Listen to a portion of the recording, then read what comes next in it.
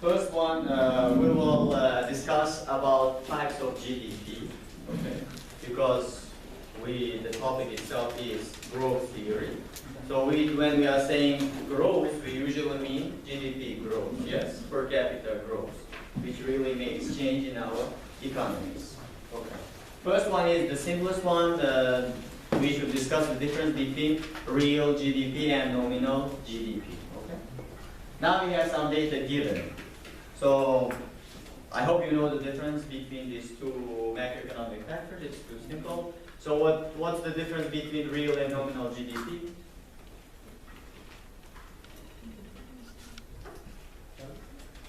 What's the difference between real GDP and nominal GDP?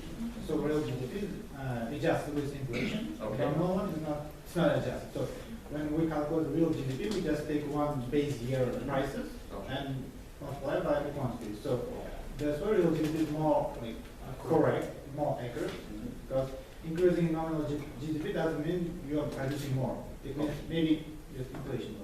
Good, very good. So the difference is real GDP, it adjusts for inflation.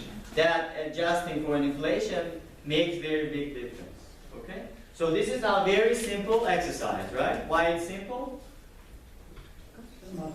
Because it is considering only two types of goods. Yes? We are making an assumption, an economy which produces two types of goods. Is there any country which produces only two types of goods? No. There isn't, right? There are millions of types of services and goods that makes very complex to calculate GDP. So now we are going to consider this economy with two types of goods. So the prices are given for 3 years and the quantity produced is given. Even though it's simple, let's do these calculations, okay? Because we have to do some discussions. All right. So nominal GDP. Nominal GDP. So as this gentleman mentioned, in order to calculate nominal GDP, what kind of prices we should consider? Current prices. And we have to multiply it to current quantity of that good, yes? If we consider good 2, the price of second good is different, but it should be again current, and the quantity of second good, and so on. So let's, using this data, calculate nominal GDP for 2015. Current price is given as $5,000, and the quantity produced of those melons is given, which is 50, and plus good 2, the price is given as 3,000, and the quantity produced is 100. So the sum is 550,000 soon. Okay? So according to these statistics, this country's nominal GDP is equal to 550,000 soon. Okay, good. If we do it for 2016, so now we again considering current prices for that particular year, which is 6,000 for the same good. So now we see that the price is different, which indicates the sign of inflation. Good. And there is quantity given for the same good plus. And again, price is different for the 2 and the quantity given. So now if we calculate it, I believe we will get 630,000, right? Okay? So if you do the same type of calculation for year 2017, you will get 740,000. Okay? So now we calculated nominal GDP. Let's calculate real GDP. Real GDP. So now, what kind of prices we should consider? Price of base. Base year prices, in other words, constant prices, which is going to be applied for all years, is the same, right? Okay. Times, what about the quantity? Is it also constant? No, it's current, right? So now, and for the second, it's constant price for good 2 times current quantity for good, and so on. Okay. let's calculate it now. We are considering base year is 2015, right? Which indicates we should consider the price. The price for good one was 5,000 in year 2015. And the quantity produced 50 plus the price for good 2 was 3,000 and the quantity produced was 100 and now it is equal to 550,000 soon. Why these two values are same? Because this is base year. Because the price is from this year. Okay? So now if we calculate for 2016, what price should we consider? Base year price. We are making an assumption it's not going to change. Why these kind of assumptions are made? Because it's just for inflation. Because it's the same good. Potato, 1 million years ago it was potato. Okay? But 1 million years ago the price, it had no price.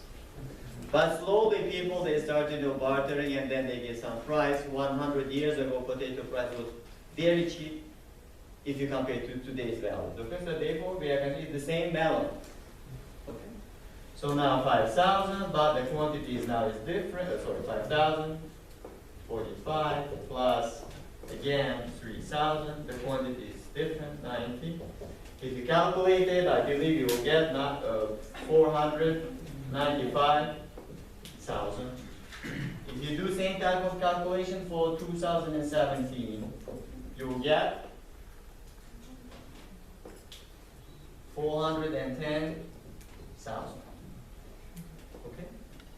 So now once we have this nominal GDP calculated and real GDP calculated for the same country, right? But we can, if we, let's say we don't know, but we have only GDP given data. GDP per capita, GDP given, and the data shows. It does not say whether it's nominal or real. We don't know. If you look at these numbers, what will be your conclusion? It is wrong. So you will see, oh, it's amazing country, right? Growth is so good, double digit, right? This country is growing so fast. Very nice. Excellent. But if we know that it's nominal GDP and we know the base, that all the details about real GDP, then the numbers are this one. We will draw them different conclusion, right? Actually, why the price, the GDP was growing, it was due to inflation, right?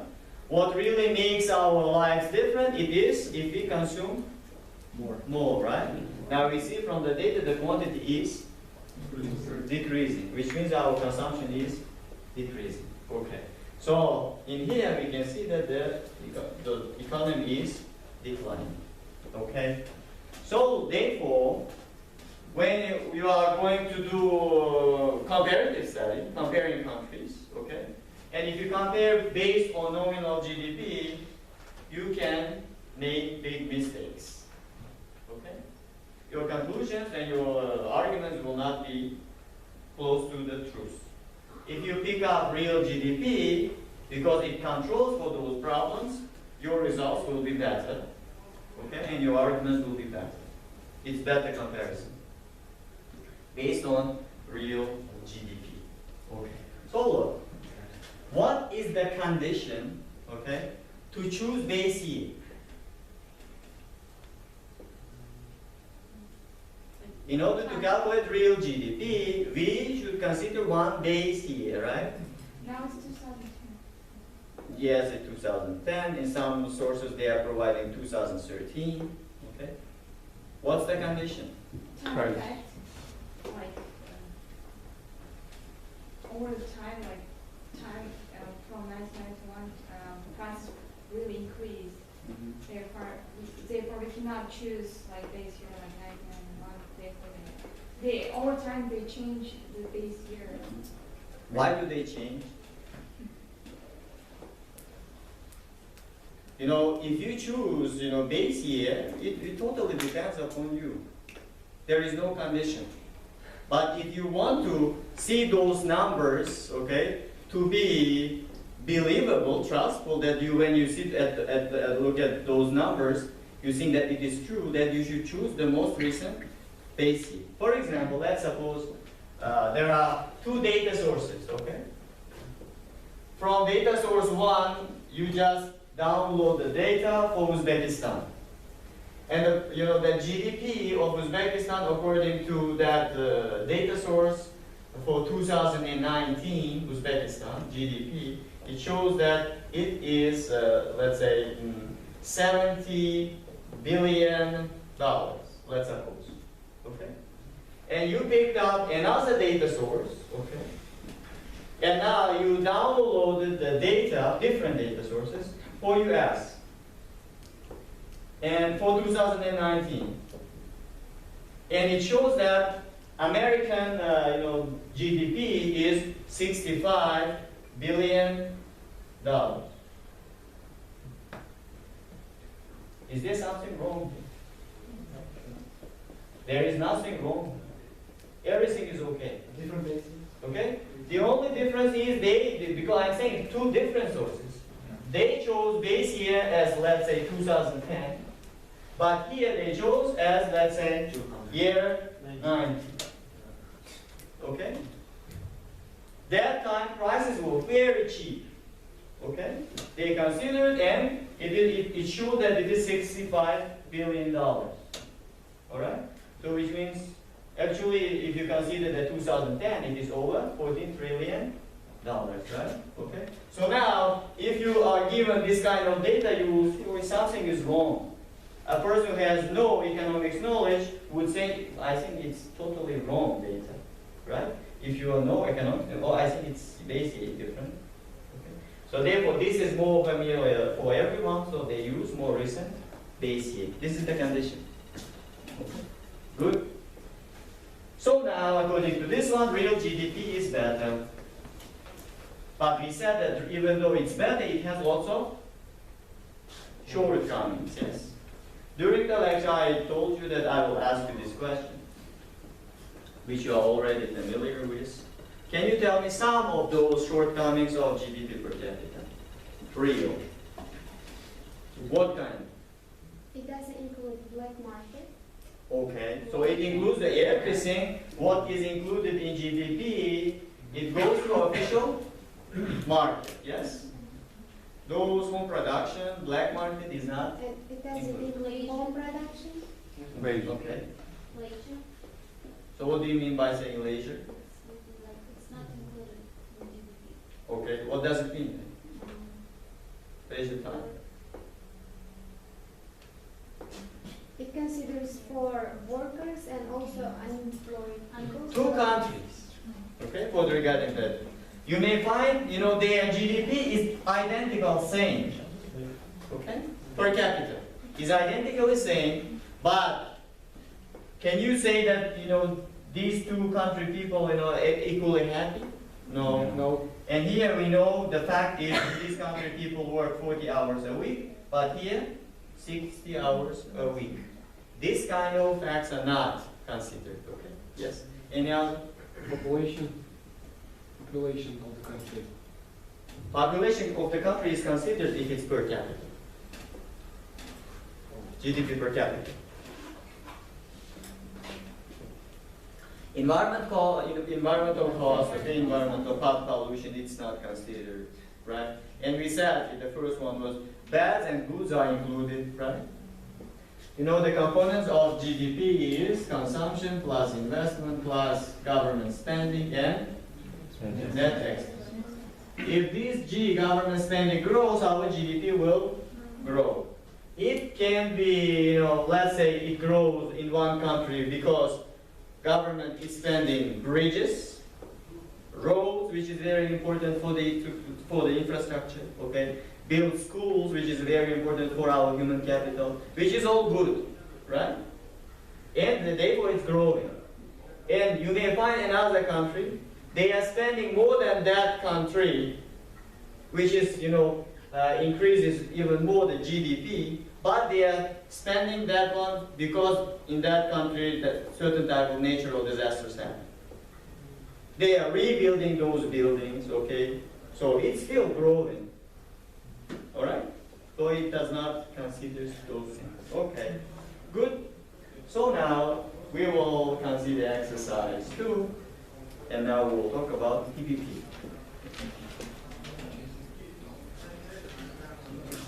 Please read.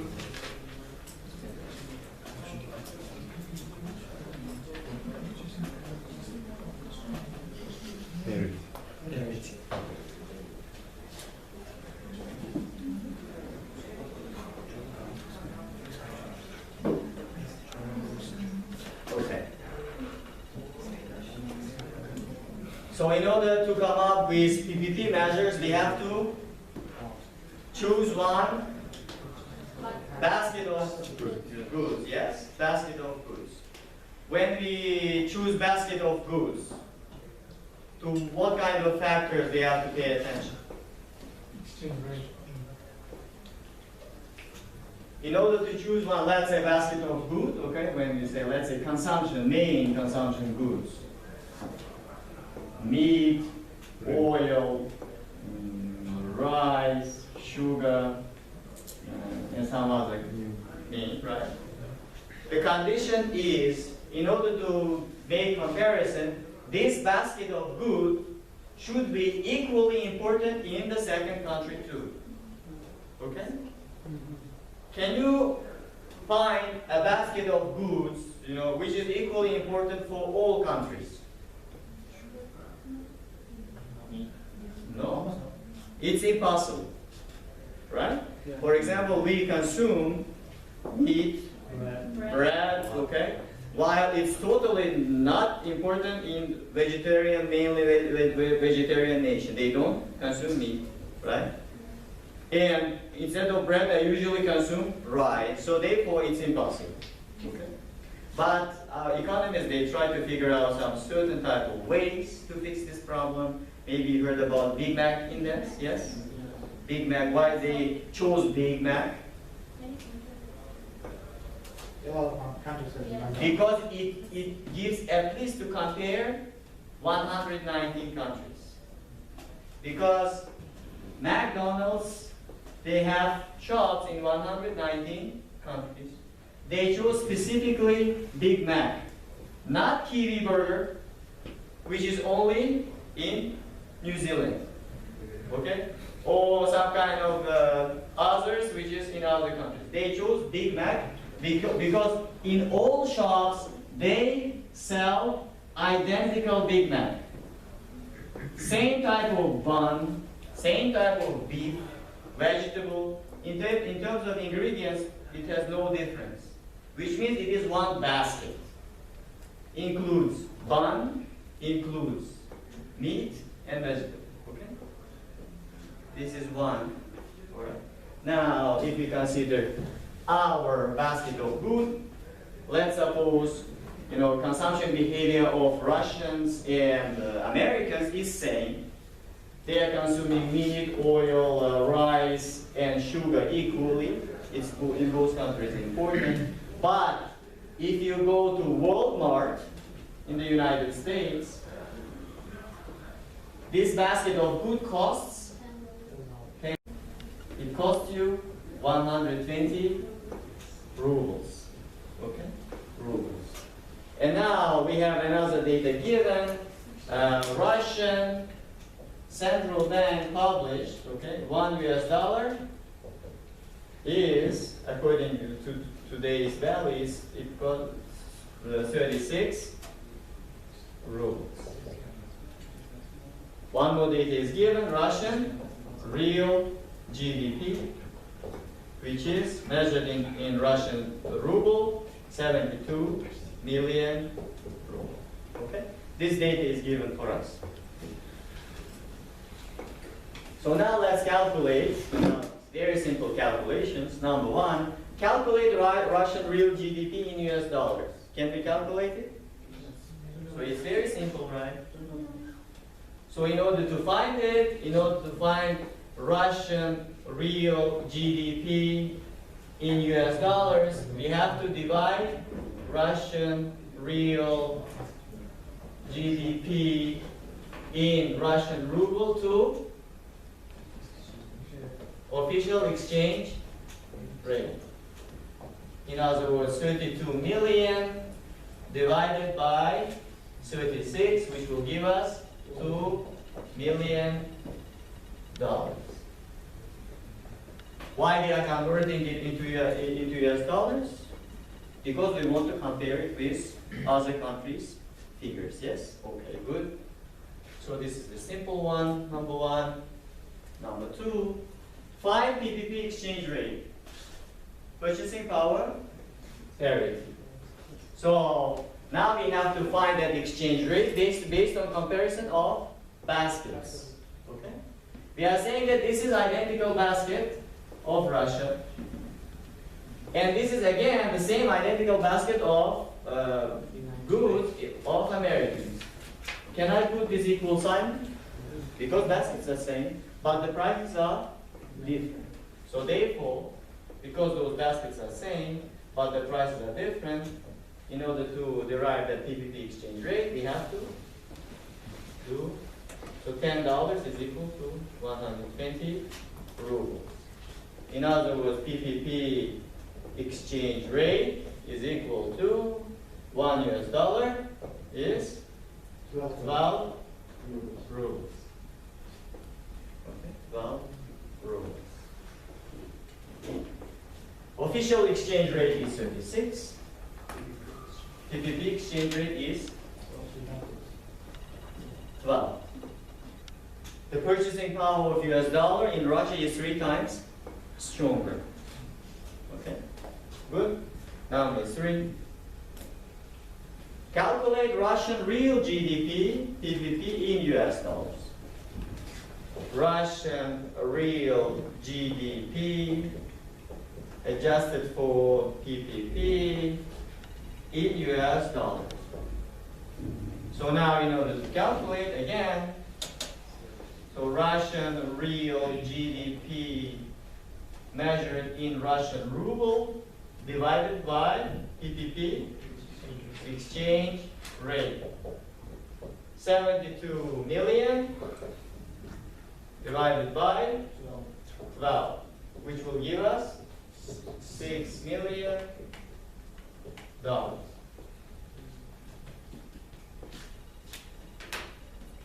million. Next question. Explain the value differences between real GDP and GDP PPP.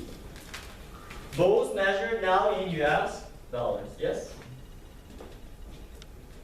But the values are very different. What does it tell us?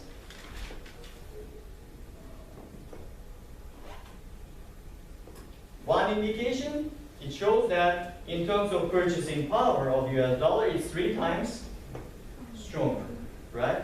In other words, and another argument is in Russia, those basket of goods are cheap, okay? Cheap.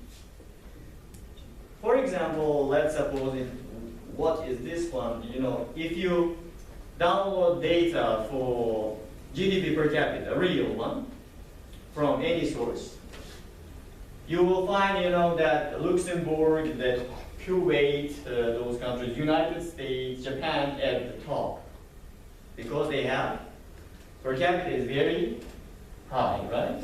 And Uzbekistan somewhere in the middle, let's suppose. Somewhere in the middle.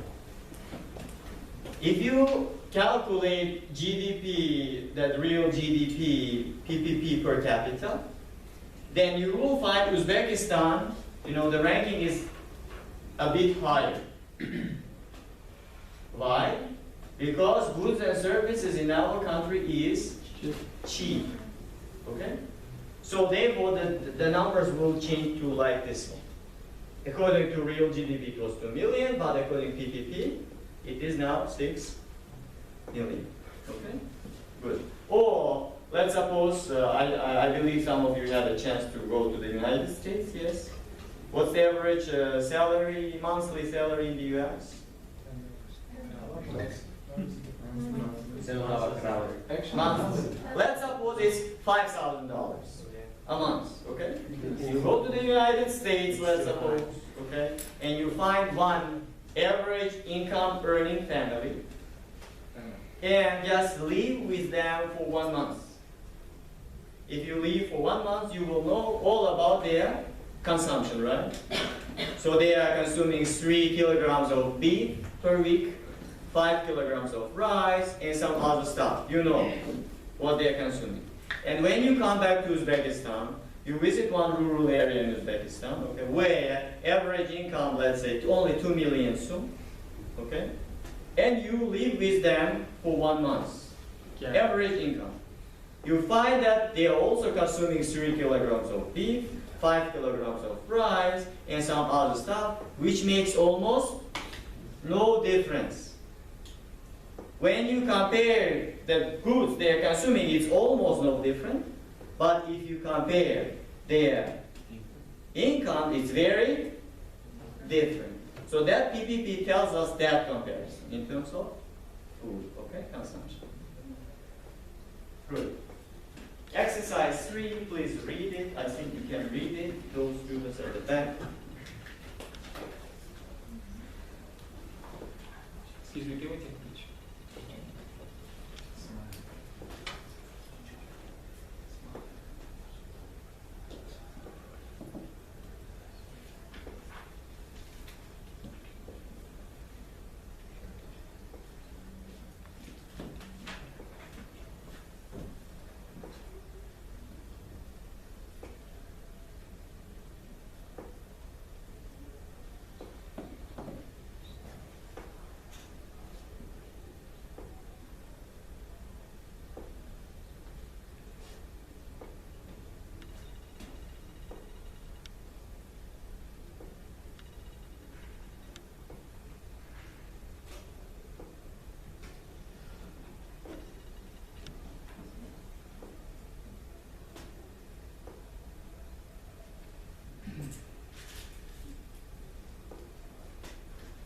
Right? So now again we are considering 2 countries.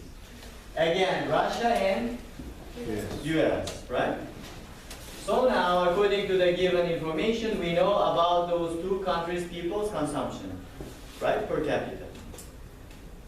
So in the United States, average American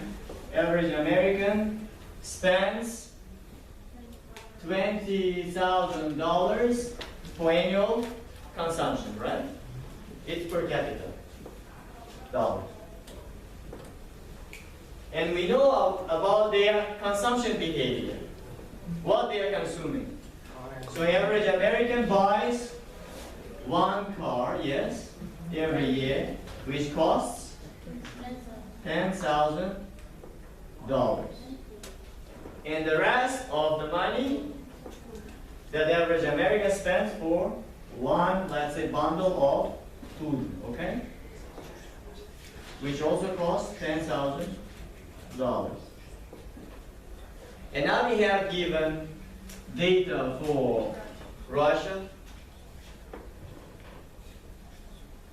In Russia, average Russian, okay, the consumption of average Russian is 60,000 rubles. And here we have the fact that on average, those Russians, they drive 1 car for 15 years. 15 years. Which means in 1 year they consume how many cars? In 1 year. 1 hour, 50%. 1 or 1 hour, 15? 15. 15 or 0.0? Yes, in 1 year. So they consume this much car, and the price of a car is given, which is 300,000 rubles. Then, what about food? The price of 1 bundle of food, yeah, which they consume, it costs for them 40,000 rubles. 40,000 rubles. And we have additional information given here. Russian Central Bank published data that $1 is equal to 30 rubles. Okay. In this exercise, this assumption is very important. Also suppose that Russian and American cars are of identical quality, and so are Russian and US food. So now the assumption is between this American car and between this Russian car, there is no difference. In reality, of course, there is difference in terms of quality or some other factors, but now, strong assumption, it's no different. Food is also no different, same. Same quantity, same quality. Okay, good. Now we have all of this data given. So now we are going to compare the consumption per person of these two countries, okay? Based on 3 different approaches. First one, compare the consumption per capita of both countries using current exchange rate published by Russian Central Bank. Can we do it? Yes. We already know that American consumption per capita is, which is expressed in US dollars, is $20,000. And we know about Russian per capita, which is 60,000 rubles. If you want to compare these Russian to US, we have to convert it into dollars. So in dollars, 60,000 divided by official exchange rate, 30, which is $2,000. What we are asked to do to compare these two values. What is going to be your conclusion if you compare these two? Americans 10 times richer. Americans consume 10 times more than Russians, yes? Or in other words, Russians consume only 10% of Americans. If you look at this data and make a conclusion, you would say, oh, Russians are very poor. Compared to No, maybe America. about the rates. No, I'm saying that now we'll have other comparison. These numbers are telling us this story, yes? Okay, good. So this is one way of comparison, which does not consider purchasing power. Second, compare the consumption per capita of both countries using the purchasing power for bundle of food. So here the argument is, you know, if people consume more food, they are richer and they are healthier. If one country people they can consume more, it means that they are richer. Okay, based on food. Let's compare it based on food. Number 2. Consumption per capita in the United States is $20,000. And what's the price of one bundle of food in this country? $10,000. If that average, now we are saying that food is the most important thing, right? If that average American spends all of his consumption income, okay, money, for buying food, how many bundles of food he or she is able to buy? 2 bundles. 2 bundles of food, right? Okay, good. If they spend everything, they are able to buy only 2 bundles of food. Good. Now, second case. In the case of Russia, their per capita consumption is 60,000 rubles. And we know the price of one bundle of food in this country is 40,000 rubles, right? If this Russian spends all of his money for food, how many bundles of food he or she is able to buy? 1.5 bundle of food. Okay? Good. They are spending money for only food. In terms of food consumption, which country people consume more? Americans, again, right? Okay. They are consuming less. Can we compare this comparison with this one? The difference is very different, right? Okay. So according to these statistics, we know that on average, Russians, they consume 75% of Americans. Here it tells us it's only 10%, but here 75%. In terms of food consumption, okay, Russians are not as poor as these values are telling us. Okay.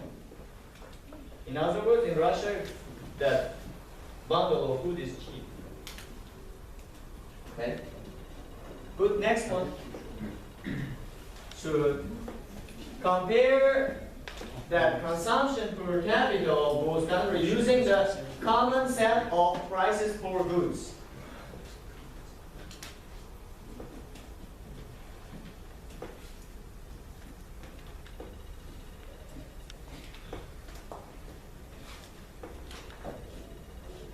Consumption per capita in the United States, which is $20,000, we know for what they spend. They spend they buy one car for $10,000, yes? And they buy one bundle of food for $10,000. And it is all what they consume, okay? What about in Russia? What they consume? Annually, how many cars they consume? 0.07 cars, yes? And how many bundles of food they consume? 1 bundle of food, right? Okay. They are consuming identical goods. Identical goods. In terms of food, the same, but in terms of car, Americans are consuming more. Yes? Okay. Now, let's suppose American person changed his consumption behavior and he is consuming like Russian in the US. Okay, like Russian, which means that he is also driving that car for 15 years. Okay? If you calculate that way, where that car thing which costs $10,000, yes? Now, consumption behavior of American is like Russian. And the bundle of food price is also $10,000. When you get the results, you will get it's equal to $10,700. Okay? Because it's same good. When it's expressed in US prices. Okay? So now, if you compare this one with per capita of US, then you will get Russians actually consume maybe it's 53.5% of Americans. So now there are 3 different ways of comparing. So now they are considering that in the third one all prices because they are identical. And which is still very different from this 10% value.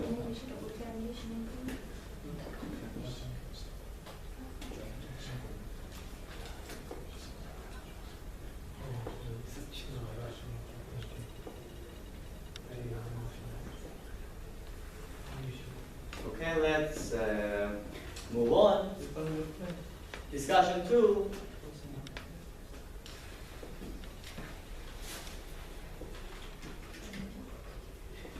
We talked about real GDP, nominal GDP, GDP PPP, and we know what that purchasing power means. And now we will consider per worker.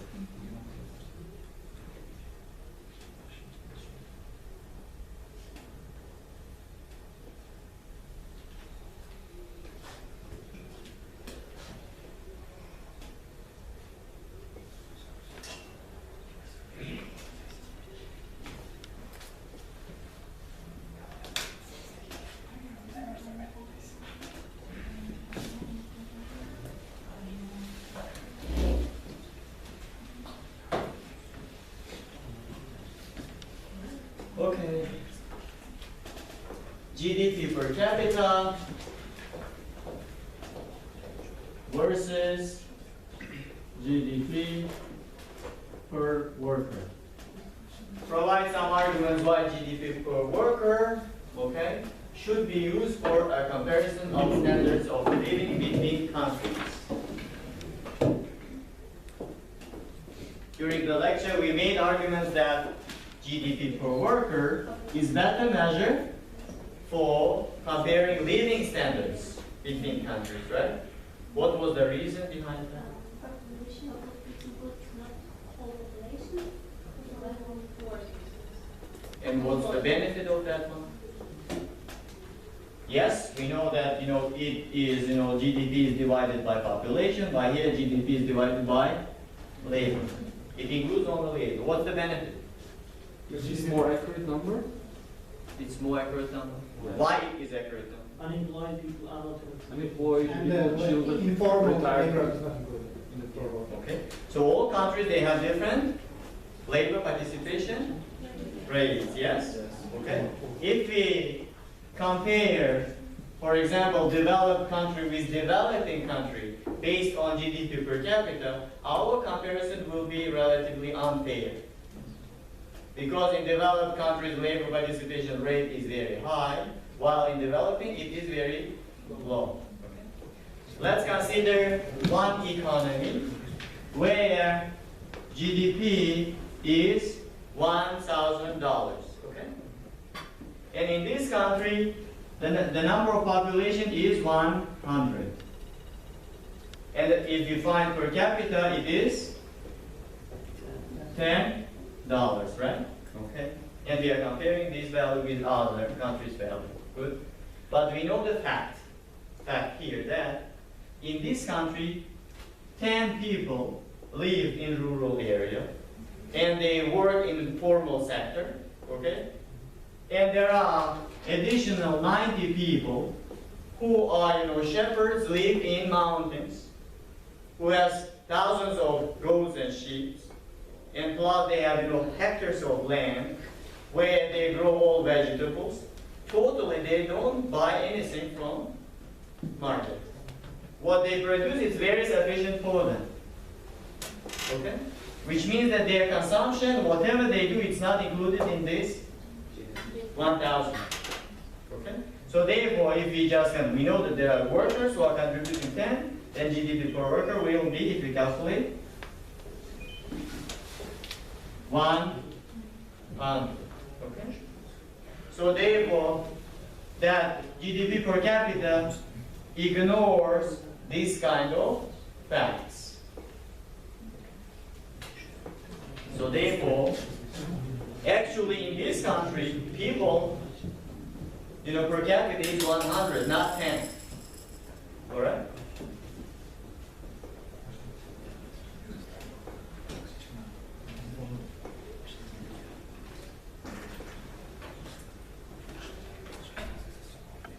So after the following discussion, I'll give you a break. This graph we discussed in the lecture, right? What was the conclusion of this one? Because all countries, they have different growths, yes. In the long run, they may, end up being in different economic positions, right? So where Nigeria was, leading economy among these three, turned out to be somewhere in 90s. The living standard in Nigeria was even worse than Uganda, and slowly improved, right? These things have happened. Okay, the question. I told you about a short story about this Nigerian case, right? Oil. Why Nigeria experienced this kind of, drop in the decline, recession? They were too Oil. dependent on The economy was, dependent on oil revenue, right? Okay. and GDP depends only on oil prices. Okay. Mostly. Most. All right. Dutch disease. Dutch disease. Dutch disease. Yeah. Can you clarify please? I mean, this kind of component of GDP when the economy is Ah, okay. dependent Okay. for Dutch construction. Okay, okay, good. So now, Nigeria, we said, right? Nigeria. Because of the price increase, we talked about the reason, right? That because Saudi stopped supplying, that oil price increased, right? In the world, and it was very nice, beautiful, positive externality for countries like Nigeria. Yes, when one barrel of oil was only $2 in early 70s. Okay, and by late 70s, it that reached $40. Revenue increased that much. So therefore, economies of Nigeria increased so fast. And later, then after that, that the supply of oil from Saudi to other countries again stabilized. The prices decreased, including that OPEC, because Nigeria is a part of OPEC. The OPEC then decided for Nigeria you have to reduce supply by 50%, more than 50%. The revenue they received so less. Okay, good.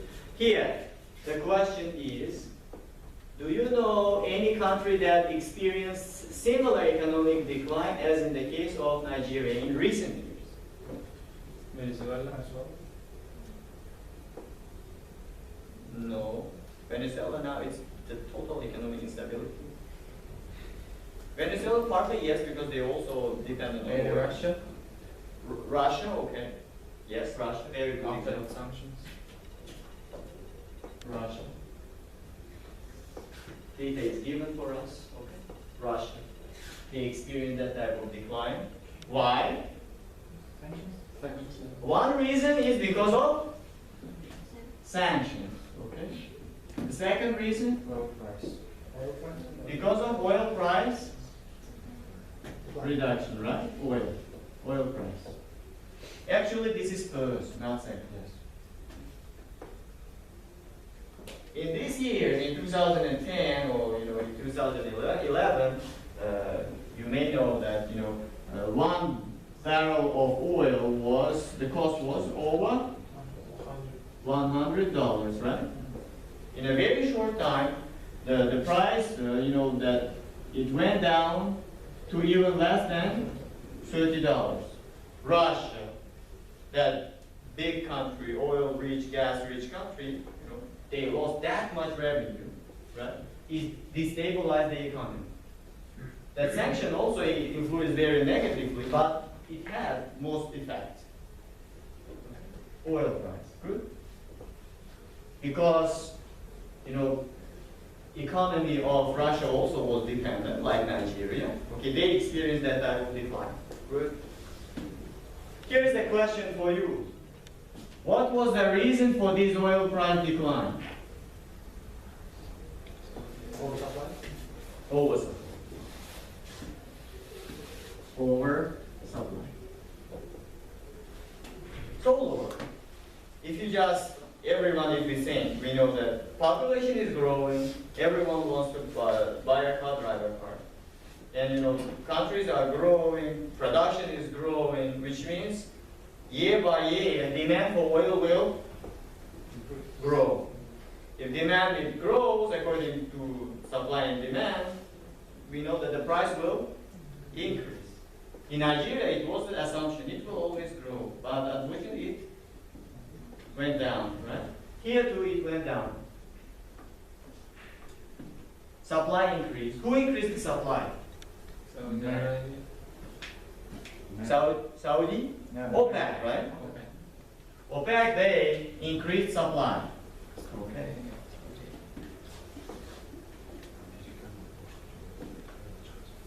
Those main members of OPEC, you can see they also experience the same economic recession. Why did they increase supply and reduce the price? While they also Wrong expectation. suffering. No, they knew if they increase the supply of oil, they definitely know that the price will go down in the world market. New type of Oil? New type of oil, what kind of? Well, yeah, this is very good one, one argument that economists they use. Okay. Right? So you may heard when Barack Obama was the president of the United States, yes. In one of his speeches, he proudly said that from now on, American economy is totally independent, oil independent nation. Because now they are producing, and the oil they are producing is very sufficient for their economy. Okay? But that oil, produced in the United States is very different from the oil produced in Russia or Saudi. Why? The cost of production is expensive. I don't know exactly the number, okay? If the price of oil goes down below $70, production of American oil is going to be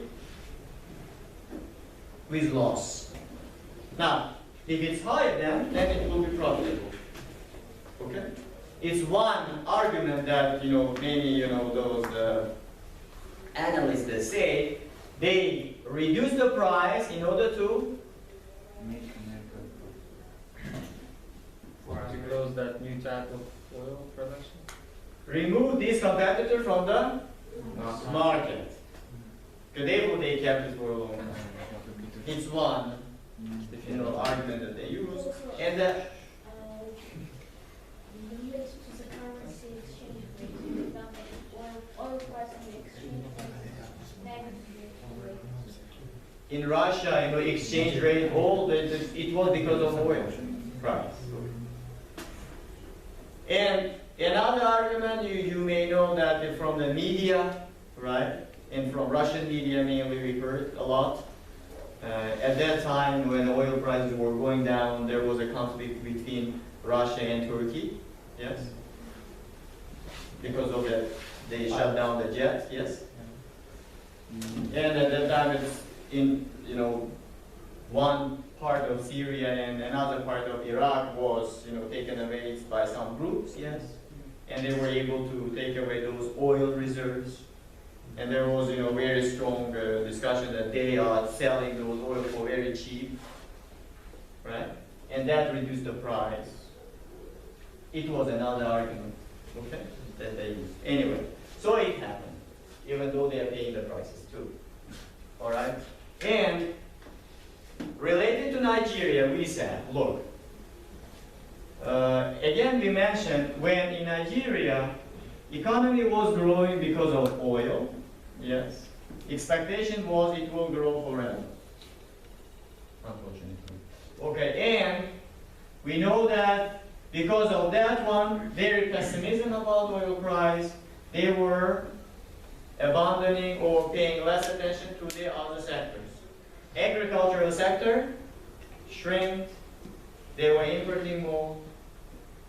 Then, production sector also shrinked, okay, they were importing more. So it was like this. When that decline happened, because it was, totally weak, the situation became very weak. In Russia too, when that, oil revenue went down, because they were also very dependent on many other sources, and plus sanctions, European technologies and many other goods stopped coming. Then Russians did what? They applied import substitution strategy. Okay? No, somehow it worked. Also, The report last year, Russian GDP growth was 3% positive. positive? Yeah, last year. It's like official Russian report. I don't know. Yeah, no, now Russia is slightly again now improving the economy. At that time it was that recession. Okay. Good, anyway, thank you. Alright, we will do exercise 4 after the break. So let's continue. Now we have another exercise. Exercise 4. I hope you heard about the rule of 70. What is the rule of 70? according to rule of 70, you know, if countries, GDP grows constantly, let's say by 2% or 1% or whatever, so its GDP per capita will double after 70 divided by that growth. Okay?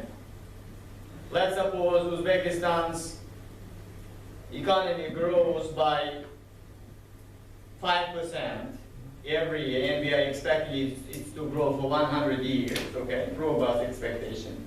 So if it's true, then Uzbekistan's GDP will double in how many years? 14 years. So after 14 years, Uzbekistan's GDP will double, according to rule of 70. And the condition is it is going to grow constantly. Constant growth. 5%, 2%, 1%. Okay? Now, with this given exercise, we will prove it. Why it is 70, not 60, not 80?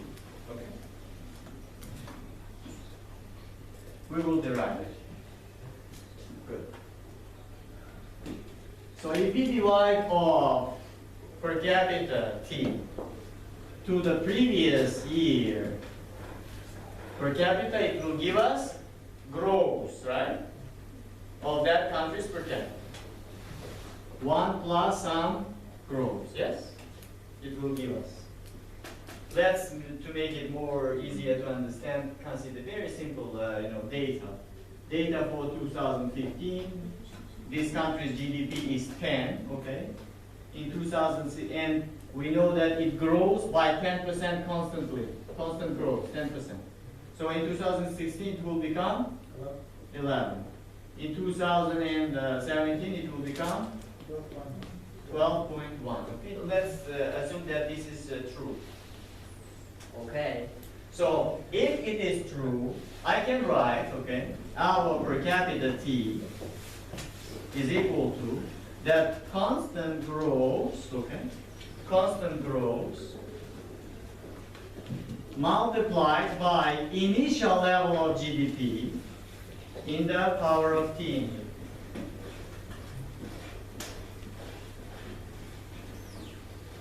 So after this many years, it will become this much.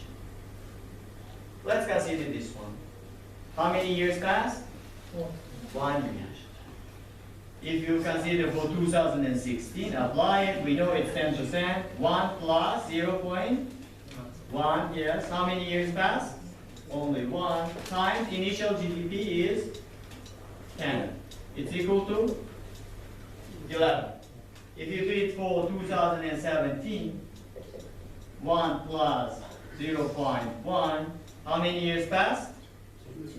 2 years times initial GDP is 10 per capita, sorry. It's equal to 12.1. Okay? Which means that it is true. For any years, we can find. After 100 years, how much it will become, we can easily find. Alright, if it's true. So now, that rule of 70 argues that the GDP per capita will double, okay? That per capita will double if it grows constantly after certain years. We don't know how many years. So many years should pass in order to make to double this initial GDP per capita. Okay? Which is the same. So its initial one will double.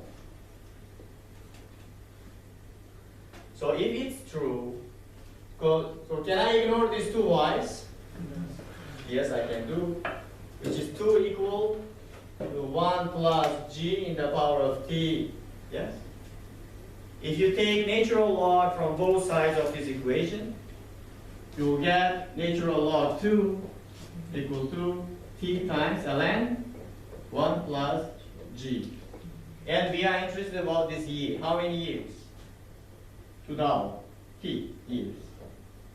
ln 2 over ln 1 plus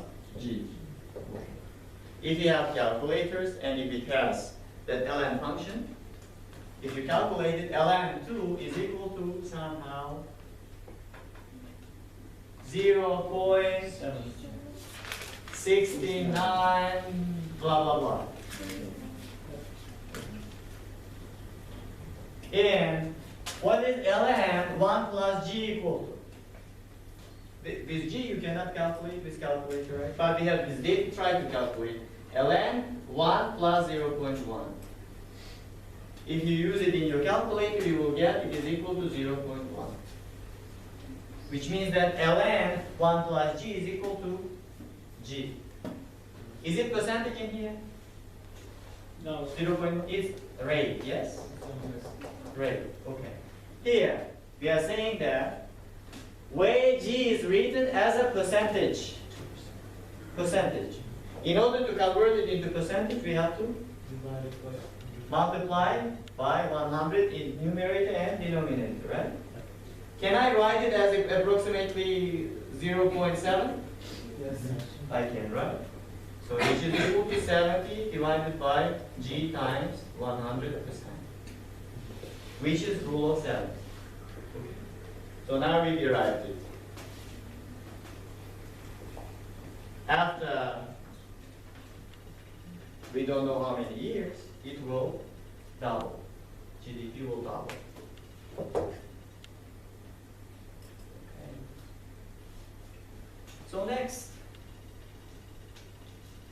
So now we have given in the next slide data for 15 richest countries of the world. And all those 15 countries, the average growth rate is given here.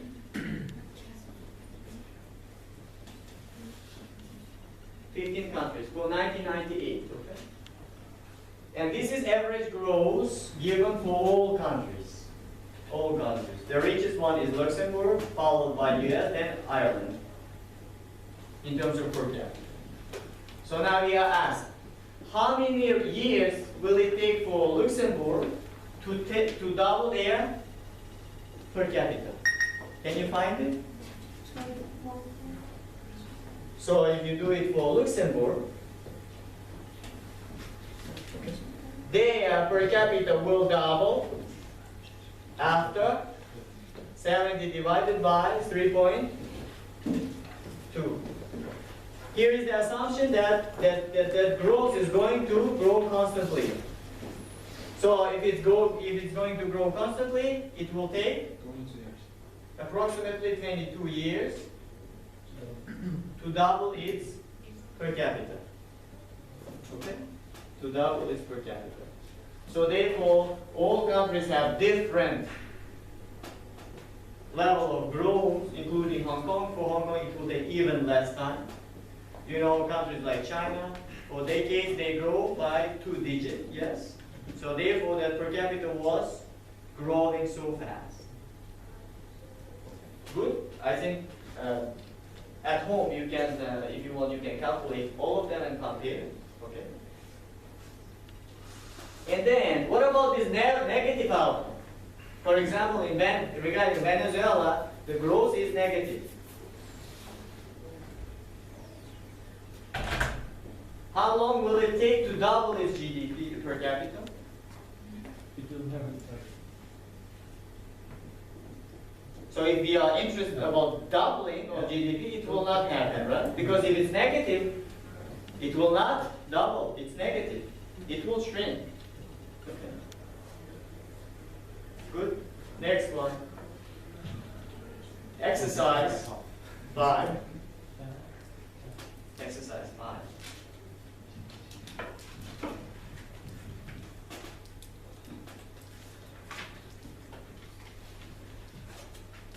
So now we are considering 2 countries, country A and country 2, okay?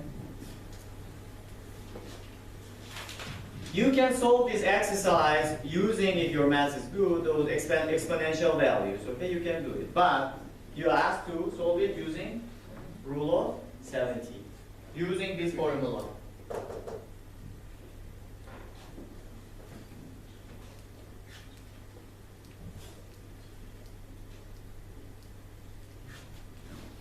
Okay.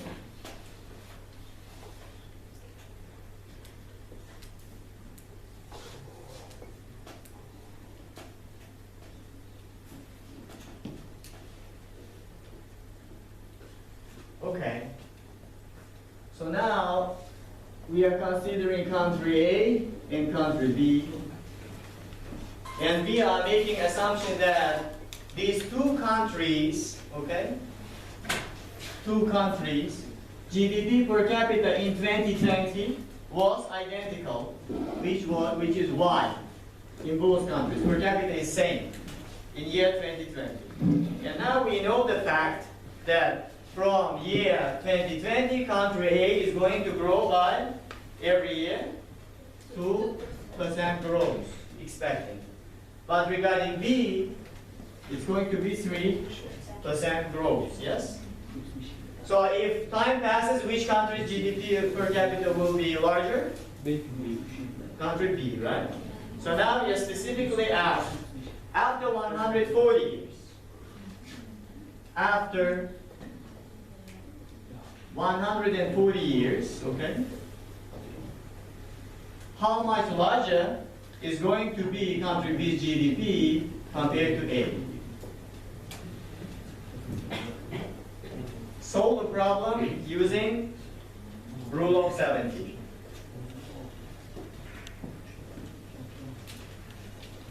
So let's solve it. Number one.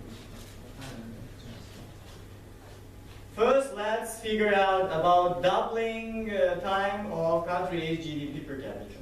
Okay? Country A. So these countries per capita will double after how many years? 25 years.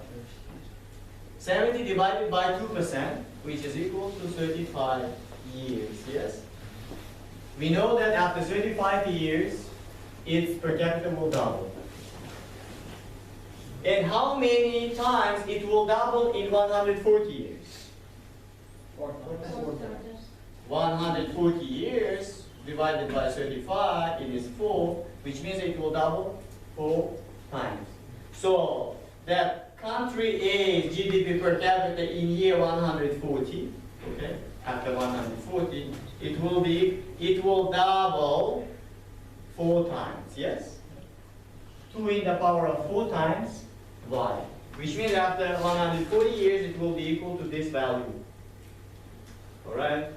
So now let's do it for country B. So these countries, per capita will double after, because it grew by 3%, approximately 23.3, yes? Okay, good. And in 140 years, how many times it will double?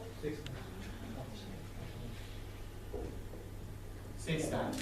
In other words, country B's per capita after 140 years, it will double 6 times. And now, if you compare these two, you will get the difference, okay?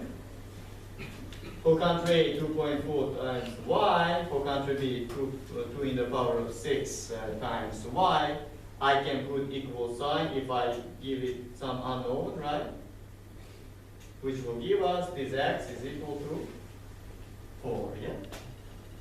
So which tells us after 140 years, country B's per capita will be 4 times larger compared to country A.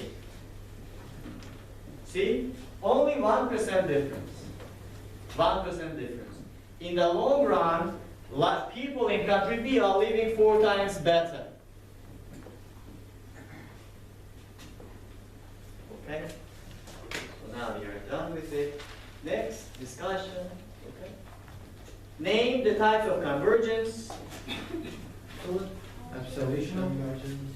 So we discussed about 3 types, yes? Absolute convergence, conditional convergence, and cloud convergence. So can you explain me what absolute convergence is? On the long term, all the countries GDP is equal. So in the long run, all countries per capita will reach same level, right? all the differences with the bench. All countries per capita in the long run will reach 1 point. Yes.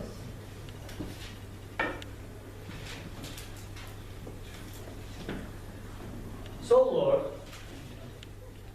and what is the argument behind saying that it will reach same paths? How is it possible?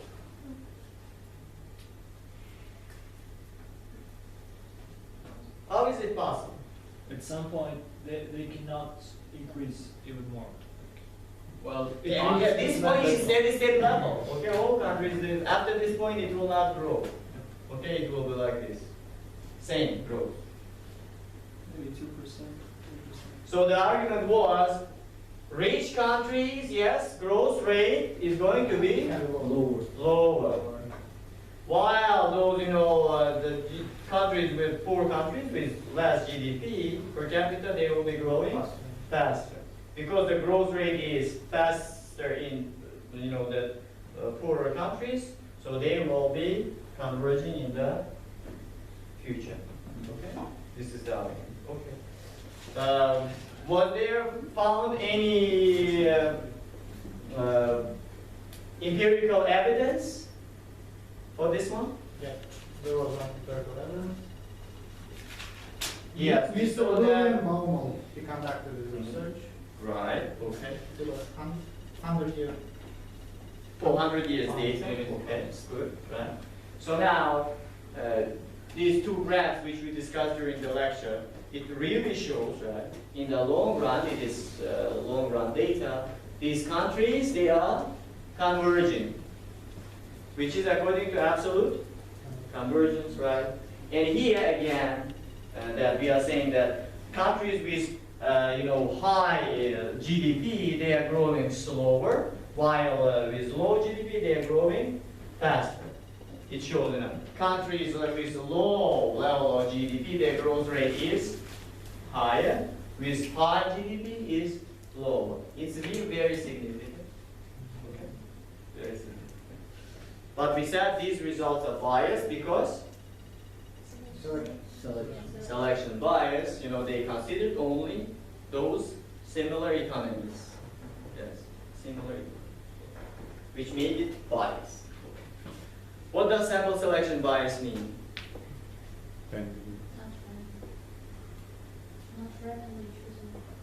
Not randomly chosen. Here it's the case. Okay. In order to avoid sample selection bias, I said there it was written countries with less population were dropped.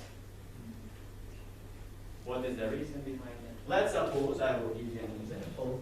Maybe it's going to be useful in your dissertation or coursework writing. Okay. There are two countries, country A and country B. We don't know which country they are. Okay. And we only know that crime rate in country A is 2%, 20%. While in country B, the crime rate is 50%. If we compare these two numbers, what will be our conclusion? Which means that in country B, crime rate is high. It is dangerous to visit this country. Yes? Okay. But actually, it's not true. Why? If you look at the population, in country A, the number of population, Absolutely. there are 1,000 people living in this country. While in this country, there are only 10 people. This 20% means there were 200 people who committed crime. In this country, there were only 5. Which country is more dangerous? To avoid that sample selection bias, those economists, they try to avoid or drop from the observations countries with small size of population. Okay? In order to avoid this kind of But things. still, B looks dangerous because every second person is a criminal. No, here I gave you just example. There are so many others you will see. Okay. Anyway, okay. So now, in order to control this problem, sample selection bias,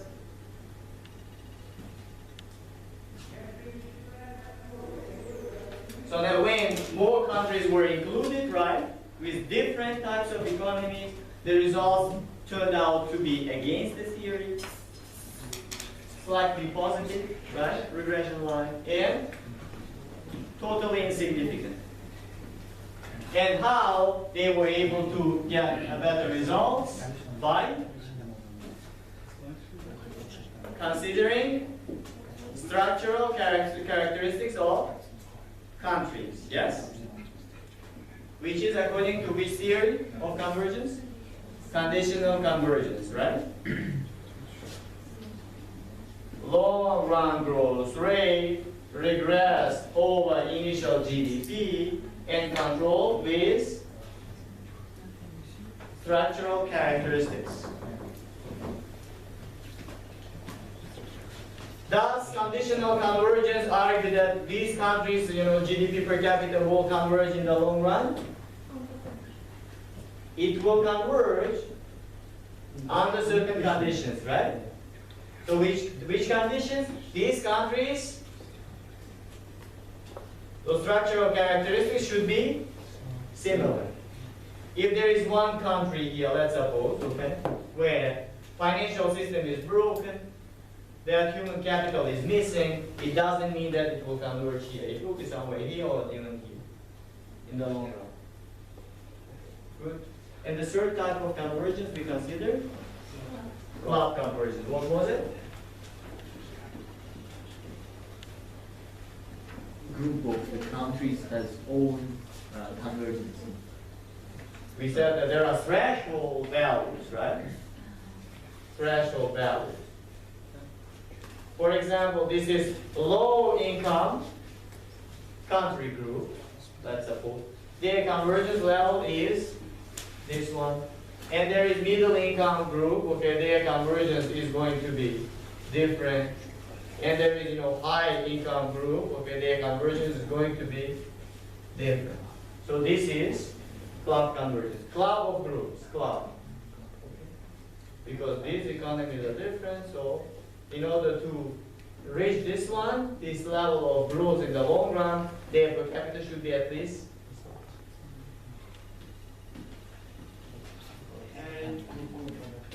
And I just for curiosity, I tried to get data for the post-Soviet countries, which includes our country, Uzbekistan. Okay, and I tried to. It's not long run because data starts from 1990 until still we have data, and I drew that based on per capita. And is there any sign of convergence? No. Among groups, some group of countries. You can see this, yes, this convergence. Like now it's not club, but actually there. Now you can see the just the previous years you should ignore for these countries. Data. Okay, why? Because after the collapse of Soviet Union, infrastructure of all countries was broken. And there are a number of countries, for example, is Azerbaijan, Tajikistan, here is Armenia. They experience a very sharp economic decline. It's not because of that collapse, plus they experience certain type of conflicts, right? Tajikistan civil war. In Azerbaijan, Armenia, there was a war. Okay, it made the situation even worse. But you can see Azerbaijan here, economy, that stabilized so fast and it grew a lot. What was the reason? Gas. Azerbaijan started selling oil to the world. And you can see from here, among these, the leading economy was Russia, because they had all of the infrastructure. And now, over the years, it was Estonia which overperformed even Russia. What was the reason for Estonia? Tourism. Joining you. Because it joined EU. Okay?